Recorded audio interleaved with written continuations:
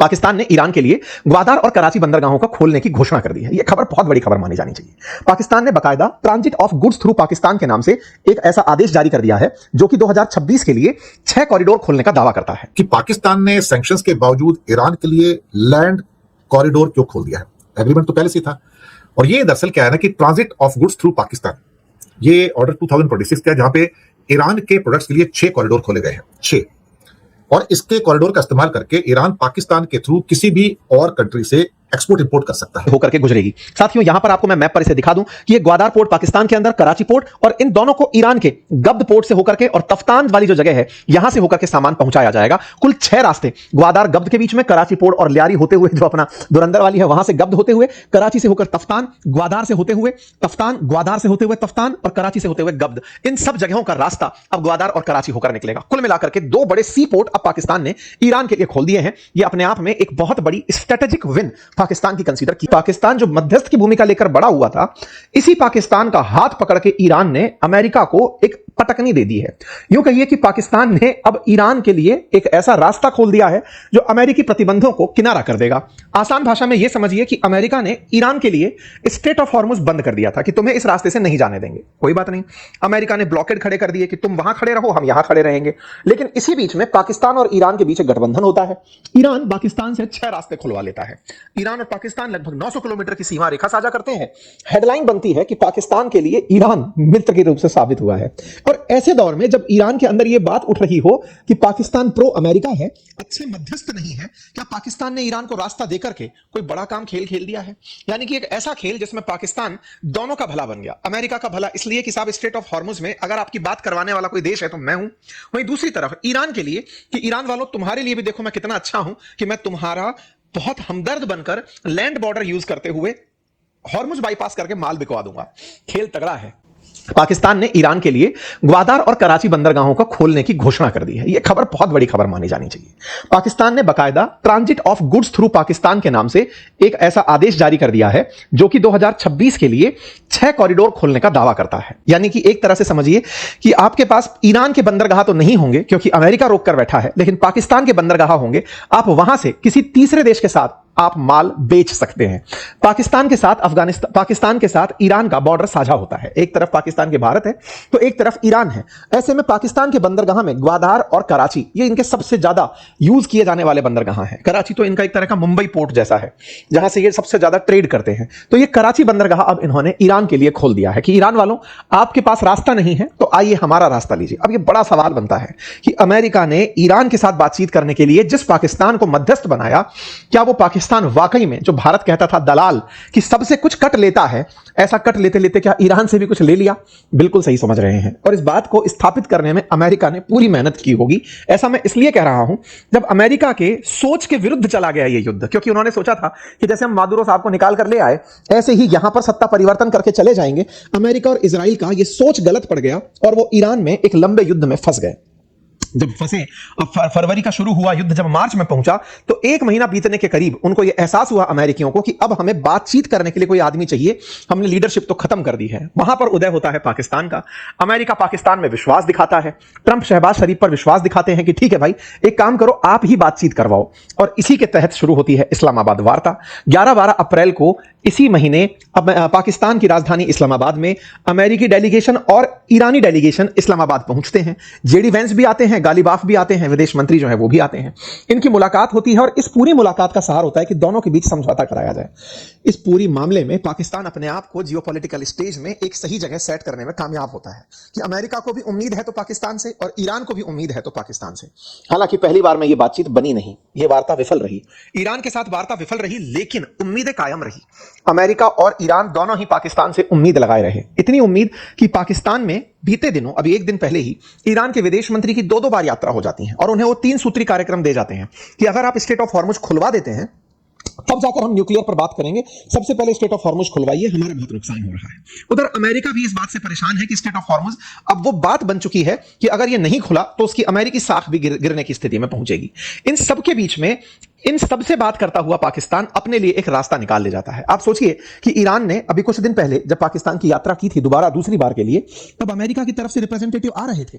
Last moment पर उनका आना कैंसिल हुआ। ट्रंप ने उन्हें रास्ते से रोक लिया कि मत जाओ। क्यों मत जाओ? क्योंकि ईरान वाले तुमसे मिलना नहीं चाहते। ईरान वाले अपनी शर्तों के साथ पाकिस्तान आए, अपनी बातें रखी, पाकिस्तान के साथ बातचीत में विदेश मंत्री कहकर गए कि हमें क्या चाहिए, अमेरिका को यह सब बात बता देना। इस बीच में ईरान का विश्वास पाकिस्तान में बना रहे, इसके लिए ईरान वालों ने पाकिस्तान को एक ऑफर टिका दिया कि सुनो, हमारा रास्ता बंद है, तुम्हारी जरूरत लगेगी, हमें तुम्हारा लैंड बॉर्डर यूज करते हुए ट्रांसपोर्ट करना है। भाई साहब, इस बात को पाकिस्तानियों ने अमेरिकियों के सामने रखा या नहीं रखा नहीं पता, लेकिन यह तय है कि ईरान का विश्वास प्राप्त करने के लिए पाकिस्तान एक कदम आगे निकल पड़ा। और ऐसा निकला कि अमेरिकी ट्रस्ट तो है ही है, अब ईरानियन ट्रस्ट भी इनके साथ हो जाएगा। और ईरानियन ट्रस्ट इस बात का कि जिस जनरल को अमेरिका अप्रिशिएट करते रहे, उस जनरल ने पूरी तरह अमेरिकी स्क्रिप्ट फॉलो करते हुए ईरान का साथ दे दिया। यह अमेरिका का पहले भी एक बड़ा डर था। पिछली बार जब कहा गया कि जेडी वेंस दूसरी बार क्यों नहीं आए, तो बोले आसिम मुनीर जो हैं वो ईरान के काफी ज्यादा पक्षधर हैं। बोले ऐसा ना हो कि ये आदमी सुपारी ले ले और अमेरिका के लिए एक बहुत बड़ा डेंट साबित हो। लेकिन इस पूरे डेंट को शायद अमेरिका अब इस तरह से देखे कि देखो, पाकिस्तान फिर से खेल खेल गया।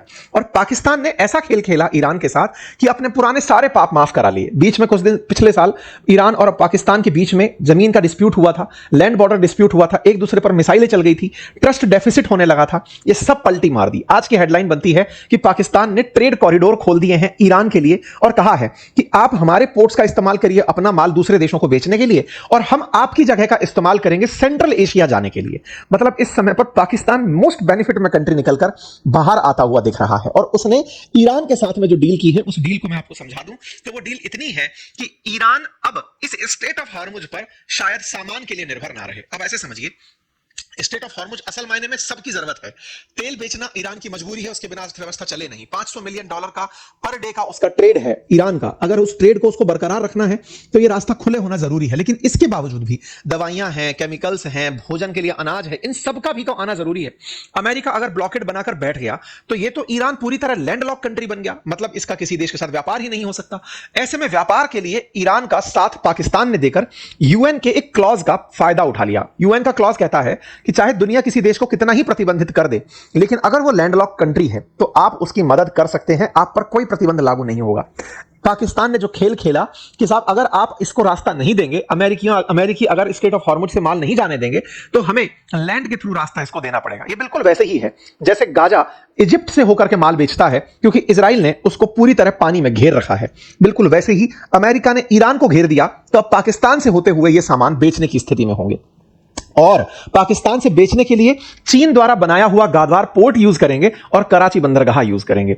पाकिस्तान का यह जो पूरा खेल खेला गया है, इसके पीछे का बड़ा तर्क यह है कि इसे इस तरह से रास्ता देकर ना केवल ईरान का भला बना जाएगा, आने वाले समय में ईरान से सस्ता तेल भी खरीदा जाएगा क्योंकि चाइना ईरान से सस्ता तेल पहले से ही खरीदता आया है। आपको याद होगा कि पाकिस्तान के माध्यम से होते हुए जो चाइना पाकिस्तान इकोनॉमिक कॉरिडोर बना रखा है चीनी लोगों ने, जो कि भारत के पाकिस्तान ऑक्यूपाइड कश्मीर वाले क्षेत्र से होकर गुजरता है। और जब ये भारत के क्षेत्र से होकर गुजरता है, भारत इसी बात पर तो प्रतिक्रिया देता है। अब विचार करिए कि आने वाले समय में ईरान अपना पूरा की पूरा, यहां से 909 किलोमीटर के आसपास बॉर्डर पाकिस्तान से साझा होता है। ईरान से यहां से माल आएगा ग्वादार पोर्ट पर और ग्वादार पोर्ट से होते हुए पाकिस्तान के थ्रू चाइना के शिनजियांग प्रोविंस में आसानी से माल चला जाएगा। इसका मतलब कहीं ना कहीं इस पूरी पटकथा का लेखक चाइना भी हो सकता है, जिसने पाकिस्तान को यह कहा हो कि अब तो तुम्हारे पास में सबसे बेस्ट ऑप्शन है, तुम्हारे ऊपर कोई प्रतिबंध नहीं लगेगा। और ना लगने का सबसे बड़ा कारण है क्योंकि तुम्हारे पास एक ऐसी स्थिति है जो यूएन के अंदर लिखी गई है कि आप एक लैंडलॉक कंट्री की मदद कर रहे हैं, उसको आप पूरी तरह से सुविधा दे सकते हैं। और तो और पाकिस्तान यहां पर एक खेल और खेला। असल में पाकिस्तान अफगानिस्तान से बॉर्डर साझा करता है। अफगानिस्तान पाकिस्तान के बीच इन दिनों रार चल रही है, दोनों एक दूसरे पर ट्रस्ट नहीं कर रहे। तालिबान अफगानिस्तान में बैठकर पाकिस्तान पर आए दिन गोले फेंकता है।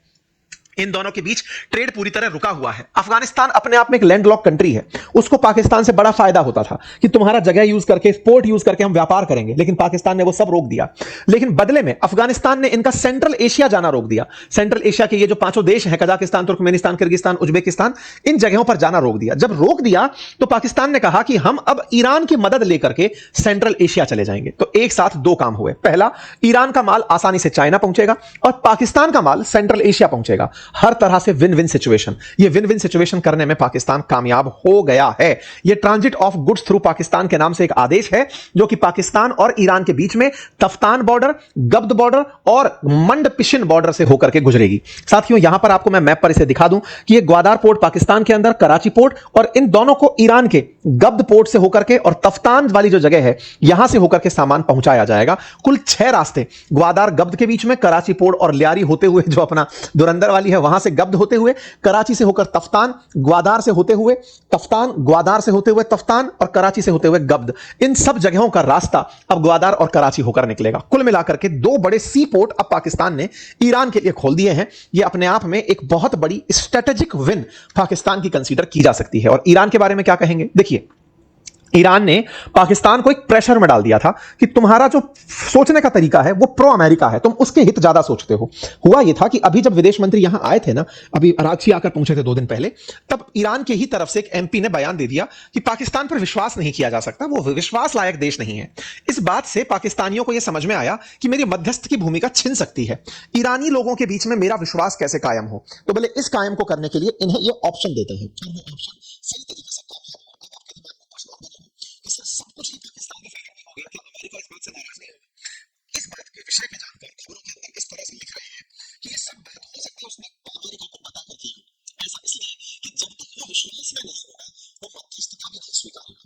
अमेरिका खुद चाहता है कि ईरान टेबल पर बैठे, बातचीत के लिए टेबल पर बैठे। जब तक आपको उसकी तरफ से कोई फायदा ऑफर नहीं किया जाएगा, अगर पाकिस्तान से ईरान को कुछ नहीं मिलेगा तो वो पाकिस्तान की बात क्यों मानेगा। इसलिए हो सकता है कि बैकडोर में अमेरिका ने भी उसे परमिशन दी हो कि तुम उसके साथ में बातचीत करो, ट्रेड करो और ट्रेड करके उसे टेबल पर लेकर आओ। कि पाकिस्तान ने सैंक्शंस के बावजूद ईरान के लिए लैंड कॉरिडोर क्यों खोल दिया है? एग्रीमेंट तो पहले से था। और ये दरअसल क्या है ना कि transit of goods through Pakistan, ये ऑर्डर 2026 का, जहां पे ईरान के प्रोडक्ट्स के लिए 6 कॉरिडोर खोले गए हैं, 6। और इसके कॉरिडोर का इस्तेमाल करके ईरान पाकिस्तान के थ्रू किसी भी और कंट्री से एक्सपोर्ट इंपोर्ट कर सकता है। ये अपने आप में एक बड़ी इंपॉर्टेंट न्यूज है, इसको हमें इग्नोर नहीं करना है। क्योंकि जो सामान ईरान में पहुंच सकता था चाइना का, खासतौर से चबहार पोर्ट से या बंदर अब्बास से, वो अब वहां पे नहीं पहुंच रहा है। इसका मतलब वो गवादर पोर्ट पे आ सकता है और गवादर पोर्ट से वो सामान फिर इस 6 जो ट्रेड रूट खोले गए हैं लैंड के, उसके द्वारा करीब 900 किलोमीटर का रूट है जो लैंड बॉर्डर है ईरान और पाकिस्तान का। और उसमें 6 जगह तो ऐसी है जहां लीगली जा सकते हैं। वैसे तो लोग आर पार भी जाते रहते हैं, वहां भी कौन सारे 900 किलोमीटर के बॉर्डर को तो कोई मैन कर नहीं सकता ना। और ईरान और पाकिस्तान के बीच में एक बहुत बड़ा व्यापार चलता ही रहता है, वहां के लोग आना जाना लगा रहता है वहां पर। पाकिस्तान और ईरान के बीच में जो ट्रांजिट ट्रेड है इसको मजबूती मिल गई एकदम से। ये भी कहा जा रहा है कि पाकिस्तान की ओर से कि इस कदम से पाकिस्तान की स्ट्रेटेजिक इंपॉर्टेंस बढ़ेगी और एक ट्रेड कॉरिडोर और लॉजिस्टिक हब बनाने की दिशा में हम आगे बढ़ेंगे। इसमें गवादर, कराची और तफ्तान समेत कई रूट्स को ट्रांजिट कॉरिडोर के लिए इंडिकेट किया गया है। और 909 किलोमीटर का इनका बॉर्डर है। और क्वेटा के पास तफ्तान बॉर्डर है, गवादर के पास गब्द बॉर्डर क्रॉसिंग है और मंडपिशिन बॉर्डर है वहां पर। अब इसका मतलब है कि अगर ये ईरान के लिए ट्रेड कॉरिडोर खोलेगा तो पाकिस्तान को सेंट्रल एशिया की भी पहुंच मिल जाती है, क्योंकि फिर ताजिकिस्तान, तुर्कमेनिस्तान, कजाकिस्तान, वहां भी चीजें पहुंचाने में पाकिस्तान के लिए बहुत ईजी हो जाता है वहां से। अब ये जो ट्रेड रूट खोला गया, इससे क्या अमेरिका नाराज होगा? मुझे लगता है अमेरिका को पहले बता दिया गया होगा।